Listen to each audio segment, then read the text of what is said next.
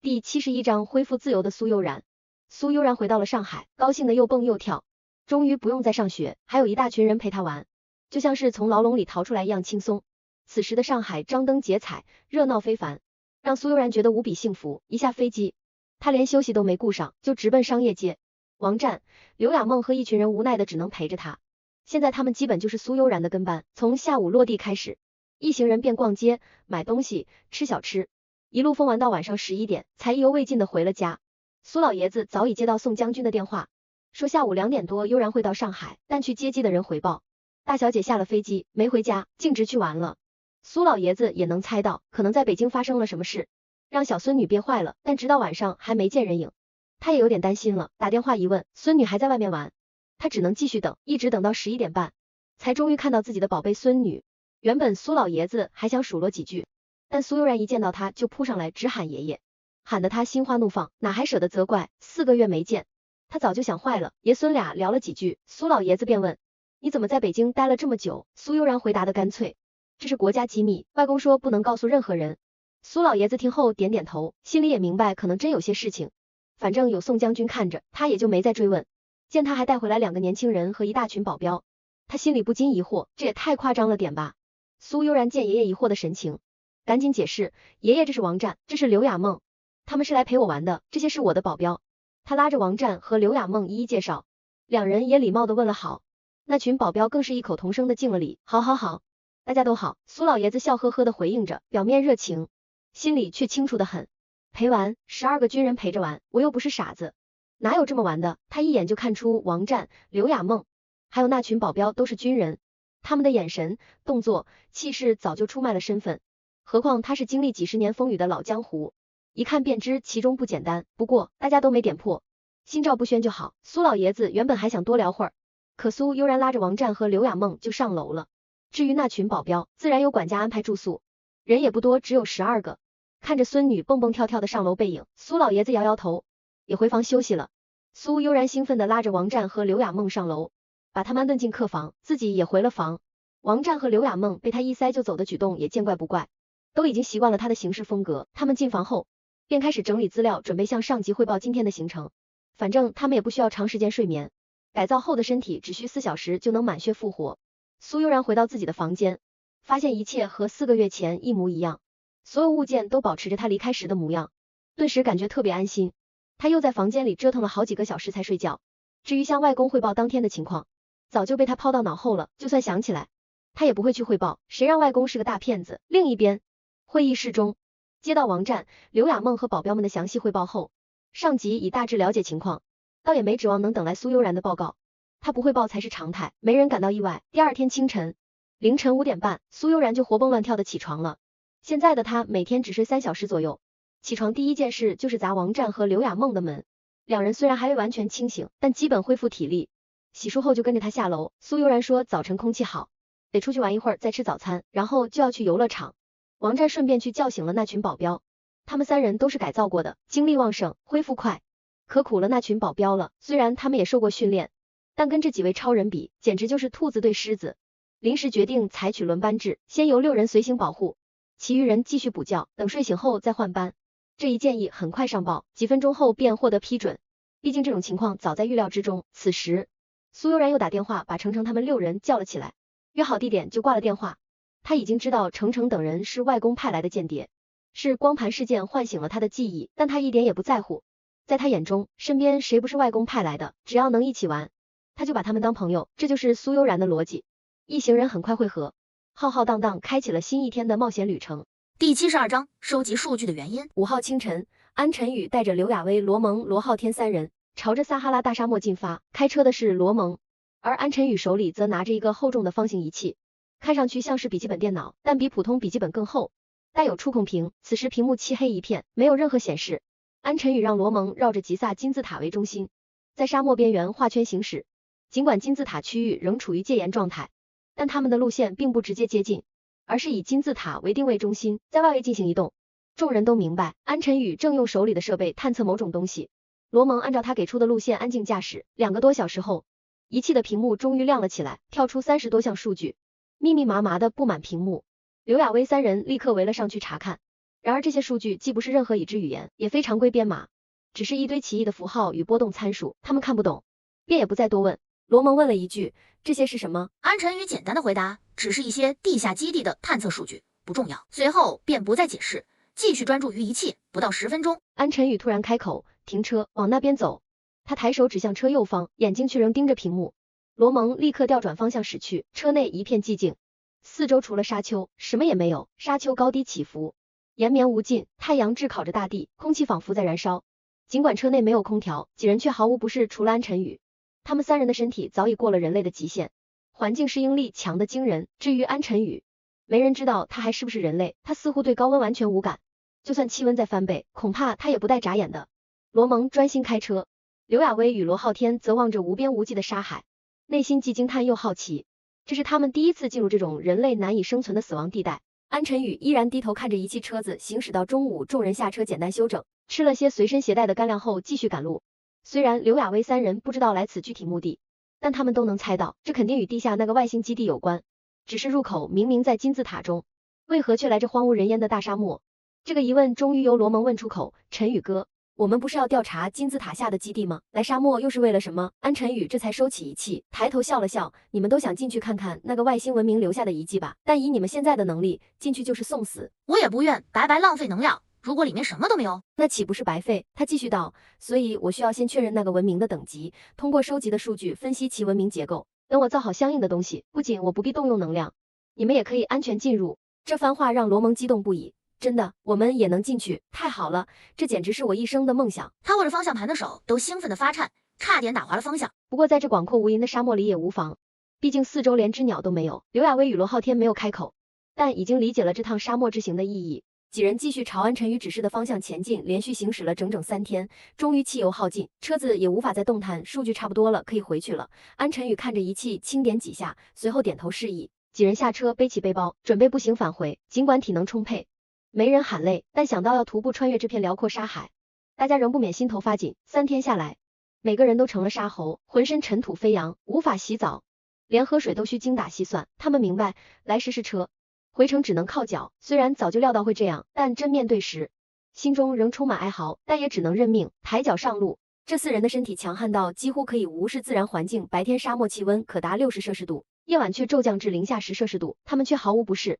唯一麻烦的是风沙，大风时常阻断行程，但他们也不在意，不过是多花点时间罢了。于是，一支人类与非人类混合的小队开始了沙漠中的艰难返程。第73章：不同的人，不同的新年。这年的春节成为苏悠然人生中最快乐的一次原因，无他陪他过年的，是他生命中人数最多的一群家人，整整他们6个：刘雅梦、王战以及整日不离左右的一批保镖。而他的父母也罕见的从海外公司抽身，回国与他团聚，见女儿如此开心，他们也露出难得的笑容，毕竟1年到头也见不到几次。春节当天，苏悠然宣布一个惊人决定：我不再去上学了。听到这个消息，他的父母和苏老爷子竟都沉默不语，甚至没有丝毫反对。苏悠然有些诧异，但转念一想便明白，这肯定是外公提前打好了招呼。想通后，他便释然，既然没人阻拦，他就可以安心去享受真正属于自己的生活了。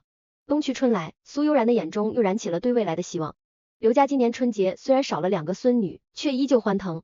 刘将军乐呵呵地坐在主位，对全家人说：雅梦和雅薇将来是我们刘家的大功臣，大家为他们干一杯。虽然没有说明具体原因，但全家人都懂得，能让刘将军如此欣慰，一定是他们正在完成一件非凡的大事。宋将军的春节也过得极为满足，有苏悠然这个外孙女，宋家未来的地位与影响力不言而喻。虽然在孙女成绩方面被刘将军比了下去，略感郁闷，但他也已和刘将军达成共识，彼此照应，强强联合。2位老将军在新年碰面，共进晚餐，一顿饭吃得心满意足。赵主席今年的笑容格外灿烂，他心中明白，这种超时代的文明遗迹，是中国崛起于世界，迈向星辰大海的关键一步。只要把握住这次机会，中华民族将走得更远，甚至成为引领宇宙探索的先驱者。他也亲自请宋将军与刘将军赴家中小聚，3人畅谈甚欢，虽无人知晓具体细节，但饭后3人面带笑意离开，似乎已达成某种高度共识。而此时，在遥远的撒哈拉沙漠中，刘亚威、罗蒙、罗浩天却过着人生最苦的新年。他们全身尘土，食物稀少，连一口水都得斟酌着喝。虽然身体强壮，对环境完全适应，但这种孤独、干燥、冷暖极端的春节环境，实在让人心生郁闷。他们心里暗发誓，等回国后，一定要好好补一个加倍的新年。这或许是他们有生以来过得最艰难的新年，不过现实无法改变，沙漠的路还要继续走下去。他们知道不走出去，就可能永远留在这片死亡之地。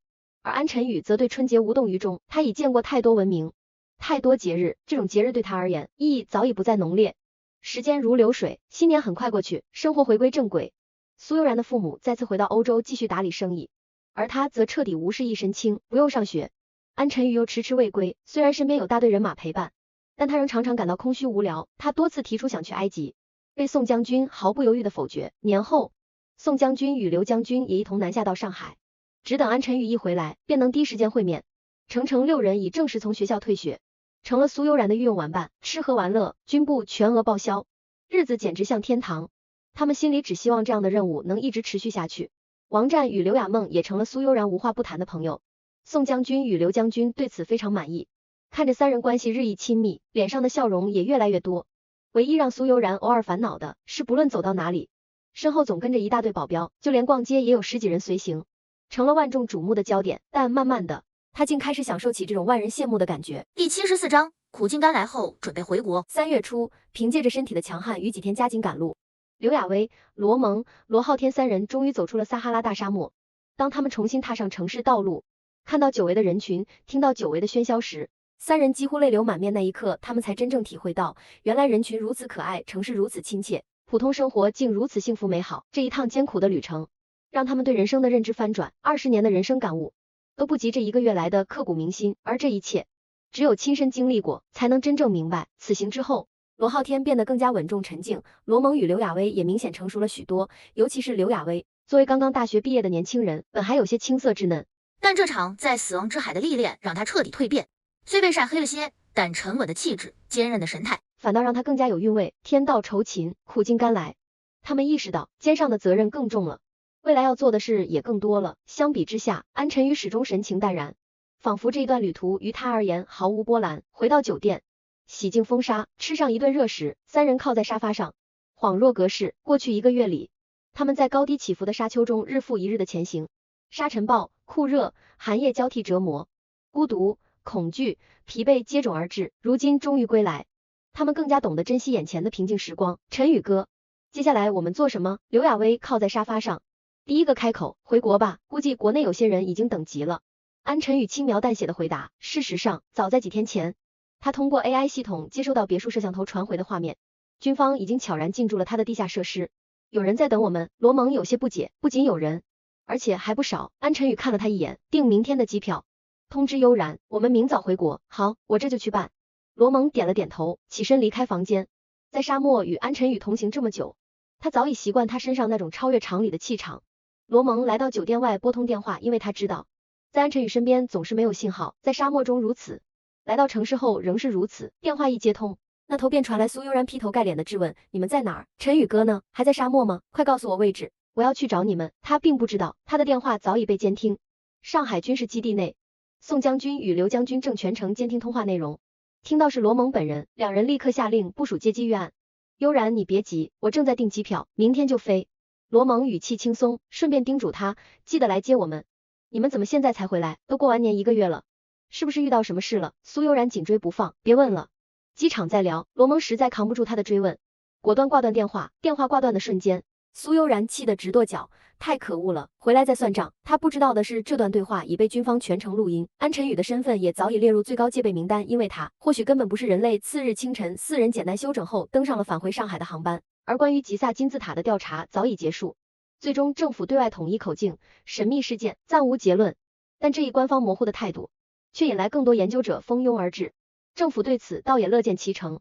第75章接机。飞机起飞的那一刻，3人的情绪异常复杂，回想过去几个月的经历，恍如一场不真实的梦。但每一次掐自己都能感觉到疼痛，这一切不是梦，是现实。晨宇哥以后还会来开罗吗？刘雅薇靠在座位上轻声问道。用不了多久，我们还会来的。安晨宇闭着眼，语气淡然，下次可不会只是沙漠赶路，也许会有更多好玩的东西。哇，那我可得准备好全副装备。罗蒙兴奋的接话，说完便眺望窗外的开罗，希望下一次更有意思。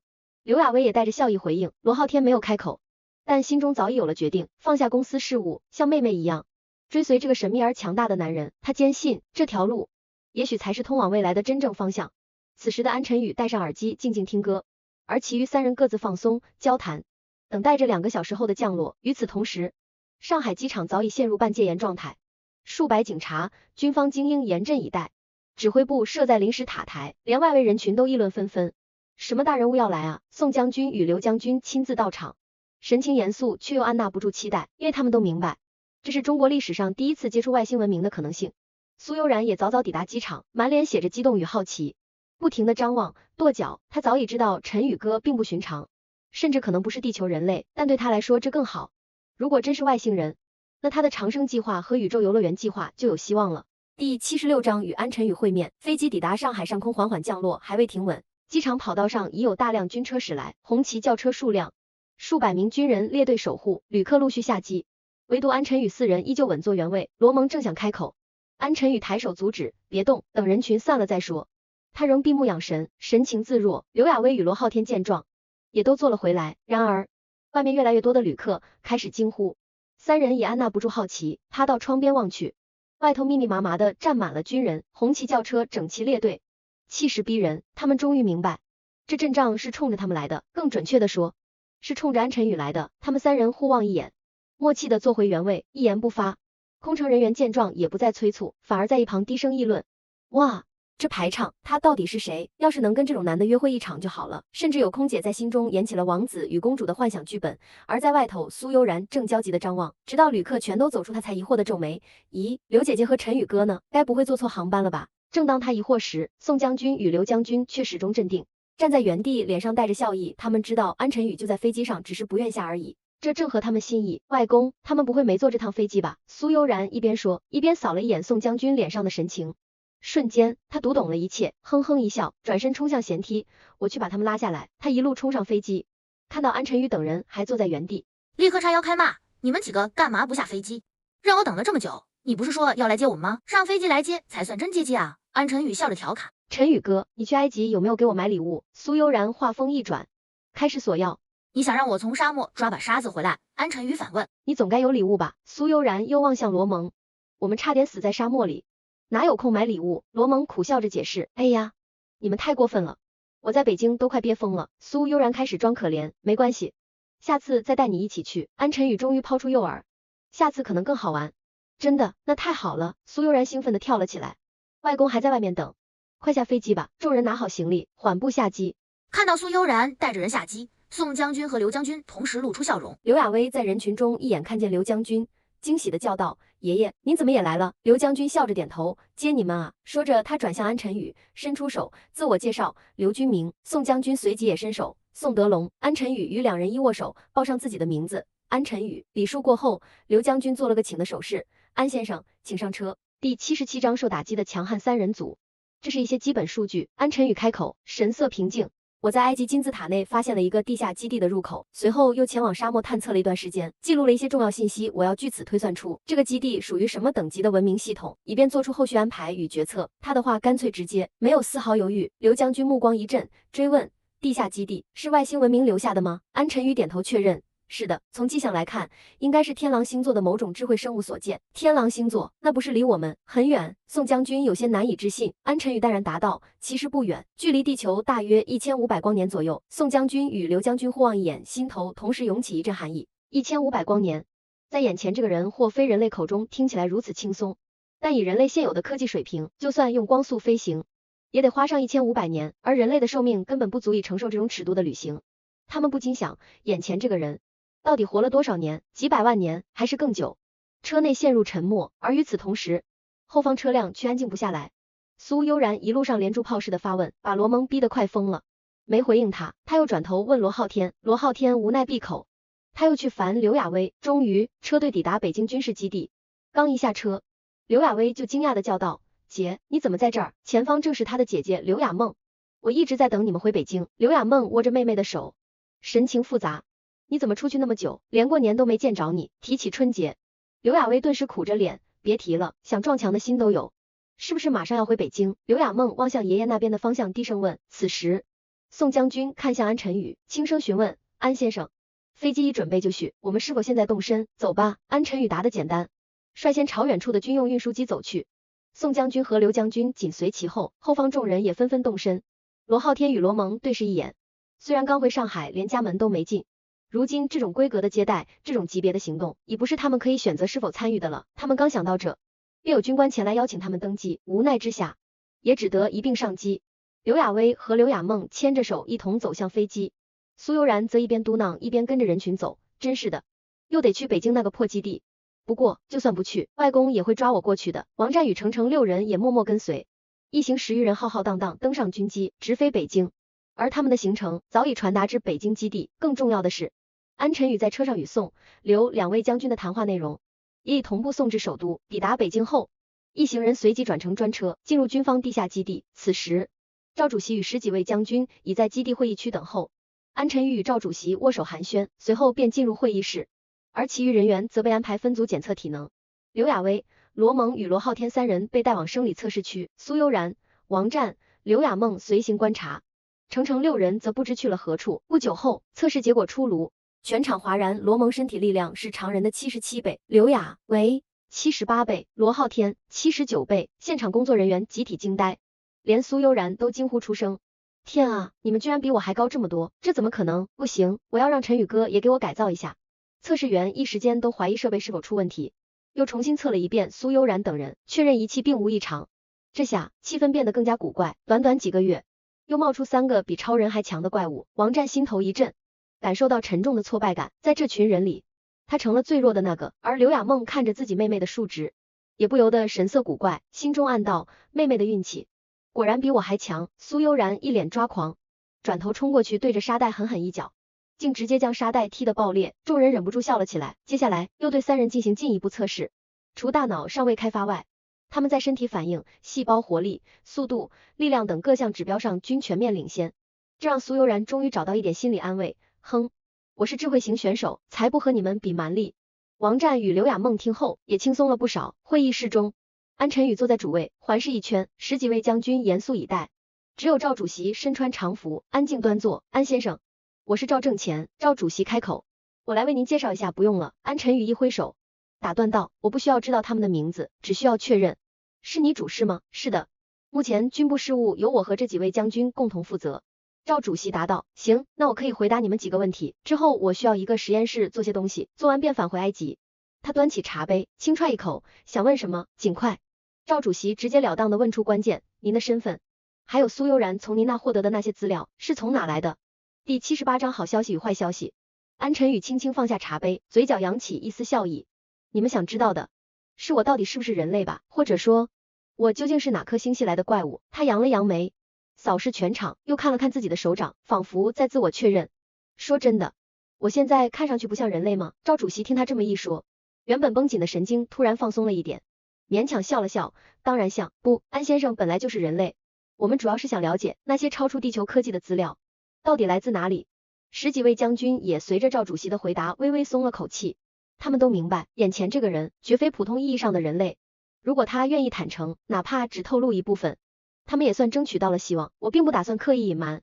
安晨宇放下杯子，语气平静，我确实刚苏醒不久，至于我到底是什么生物，这不重要。现在我有2个消息要告诉你们，一个好消息，一个坏消息，你们想先听哪个？这句话一出口，所有人都瞬间警觉。赵主席抿了口茶，稍作迟疑后抬头，先听坏消息吧。安晨宇笑了笑，好，现在是2006年3月，大约再过6年半，人类将彻底从地球上消失，也就是说，文明将终结，全球人类或将灭绝。话音未落，赵主席手中的茶杯应声落地，砰然碎裂，会议室顿时鸦雀无声，所有人脑中轰然炸响，人类文明终结。赵主席喃喃自语，脸色煞白，其余将军脸色也如遭雷击，脑海中一片混乱。这一消息远远超出了他们所能承受的范围。刘将军嘴里念念有词，6年半，6年半。突然他眼中一亮，抬头道，那我们能听听好消息吗？对，安先生。赵主席也急忙补充，我们需要听好消息。所有人目光集中在安晨宇身上，这一刻他们仿佛抓住了救命稻草。安晨宇缓缓开口，好消息是，虽然还有6年半时间，但我不想看到人类文明终结，我打算尽我所能，在这段时间里推动人类进行一次文明的跳跃式进化。如果成功，人类不仅不会灭亡，反而有机会走出地球。此言一出，会议室里的气氛顿时变得凝重又激动。赵主席忍不住问，但6年时间是不是太紧了？安晨宇点头，确实紧，所以我才会去埃及那个基地。我希望他们留下了一些可以用的材料与技术，否则人类虽然不至于全灭，但能活下来的不会太多。宋将军这时开口，安先生，那您希望基地中保留什么？任何一个2级以上文明建立的基地，都会采集当地资源并合成特殊材料储存，这些材料是他们星际航行的基础建设物资，就像你们地球人采矿炼钢一样。如果他们离开前没带走这些资源，那将是人类的转机。他顿了顿，又补充道，我分析过他们基地周边的数据，文明等级因为2级，接近3级，虽未达到高等文明，但也算不错。若他们留下了完整资源储备，那么人类将有机会度过这场浩劫。众人听得极为专注，纷纷点头。那我们人类现在的文明等级呢？一位将军忍不住问。你们，安晨宇耸肩，再发展个80年，说不定勉强能达到1级。会议室陷入死寂，所有将军脸色一片灰败，他们这才真正明白，没有这个怪物的帮助，人类根本没有未来。第79章制作装备。安先生为什么没有去金字塔下的基地看看，而是先回国了呢？赵主席提出了心中的疑问。安晨宇平静地答道，连你们地球人都知道，为了防止外人擅闯领地，会安装机关、陷阱、密码等防备措施。他们从1500光年外赶来地球建立基地，又怎会毫无防范？如果贸然进入，很可能有去无回。他顿了顿，又补充，我并不想用暴力手段强行进入，这样不仅浪费能量，而且还不确定里面是否真的有价值的东西。因此我决定先回国做些准备。赵主席点点头，随即建议道，那您打算做什么？我们的一些实验室也许能帮上忙。我也正有此意，用你们的实验室能节省不少时间，我需要制作一些特殊装备，以防不测。此外，我已经答应带着悠然和雅梦他们一同前往，所以也得多做几套。这时，安晨宇杯中的茶已经见底。赵主席又问，那这次再赴埃及，您打算带多少人？你们是不是也使用了我提供的那台强化装置？那机器应该是从悠然那里得到的吧？赵主席点头确认，现在已经有6人完成了强化，那就他们6个。普通人的身体实在太脆弱，不适合参与这种行动。赵主席回道。好，安晨宇说，那就先开始制作装备吧，也能早些启程。2人一同起身，会议室内的10几位将军也纷纷站起，送他们离开。